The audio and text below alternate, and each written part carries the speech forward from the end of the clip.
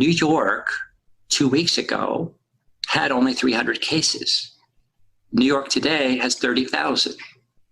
The cities around America with 300 cases should realize the only difference between them and New York is 2 weeks. A doctor at one of the largest public hospitals in New York City with a stark warning to others on the front line across this country. Prepare now before it is too late. And some cities and states who have been dubbed the next hotspots seem to be listening and taking whatever action they can as they see the number of cases in their respective states spike. Michigan now has the third highest death toll in the country and more than 9,000 reported cases. And in Illinois, the number of confirmed cases is nearing 7,000. Joining me now, two absolute heroes.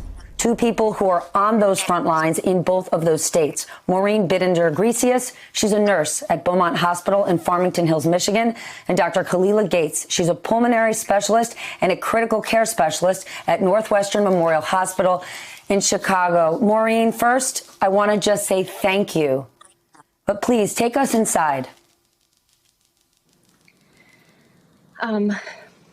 Wow. I think the last 2 weeks have felt like they've lasted 2 years.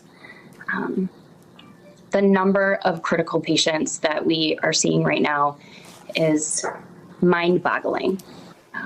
I've talked to nurses who have been doing this for decades, and no one has seen anything like what we're experiencing right now. I have the most incredible team, and just the people that I work with, they blow me away every day.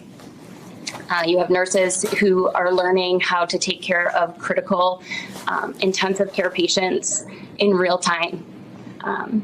People are being pulled from departments. Physicians are being pulled off of their normal services. Everybody is learning how to do new things every day to meet the growing demands that we are facing. The anxiety, the stress level, it's really high right now.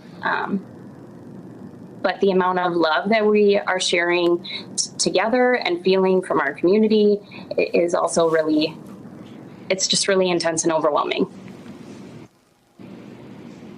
How urgent is it for you to provide that comfort to all of those patients? Help us understand the restrictions hospitals are having to put in place for these patients and that they have to be cut off from their own loved ones who cannot come and visit. I think that is the most heartbreaking thing, is to know that these patients are so sick. There's a growing number of them who aren't going to make it, and they are absolutely alone.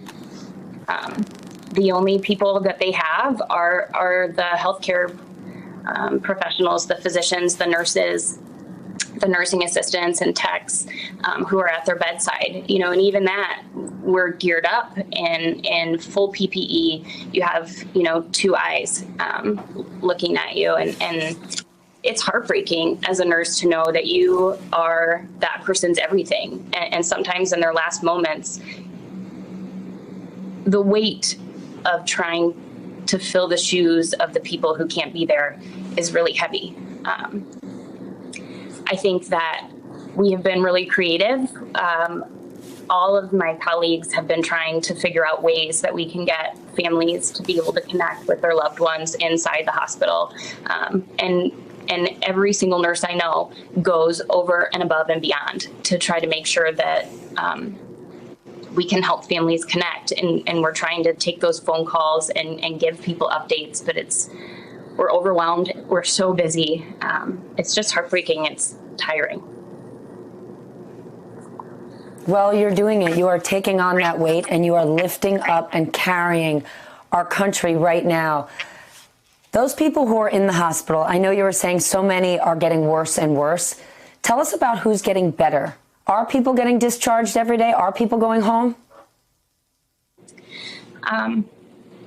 We are always looking for those numbers. We're always asking, how many people have been taken off life support, how many people are going home. Those are the numbers that we are clinging to, and we are seeing people who are going home right now. We're hoping in the next couple weeks to be able to see more people going home. We're hanging on with everything we've got right now. I think that we are really early on in this, and I'm hoping that over the next week, we'll start to see a larger number of people getting better and leaving the hospital. How many hours are you working? How much have you worked in the last week? What kind of toll is this taking on you? We're all working a lot. I think that it's really challenging to try to balance work and home right now. You know, I have 3 children at home, and, you know, kids are out of school and we're trying to homeschool also.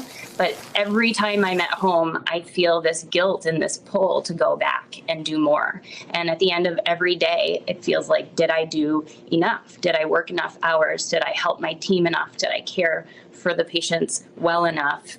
Am I doing enough? You know, you try to go in as often as you can and pick up extra shifts. There are nurses who are working 5, 6, 7 days a week. I think it's a struggle right now trying to figure out the balance.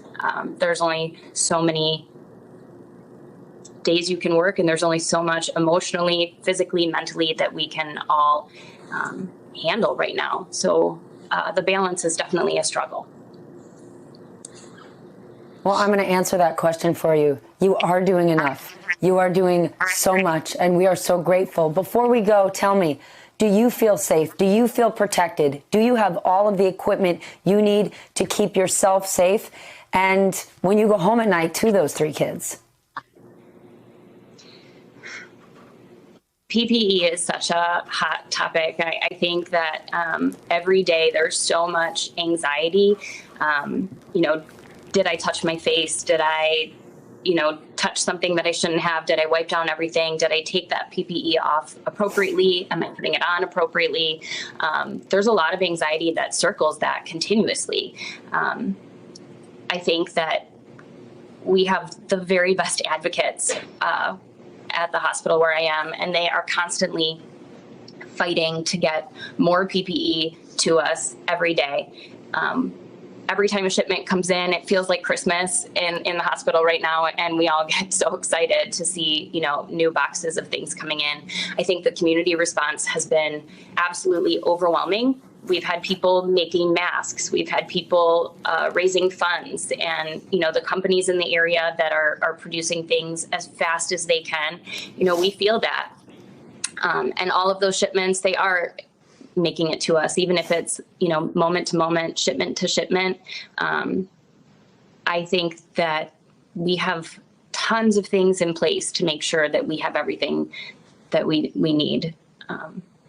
We're just, it's a hard balance. Thank you. There. I know you said your kids are home. I know you said your kids are home and they're homeschooling right now. I hope they have the opportunity to watch this. I hope they know what an incredible hero their mom is. Thanks. Nursing is it's a calling, and so is being a mom. And every day I wake up and I try to remember what I'm grateful for. And even though every day, at the end of the day, these days, I end up in tears, I hold on to that gratitude, and I hold on to that love, and I hold on to my teammates, and you just keep pushing forward.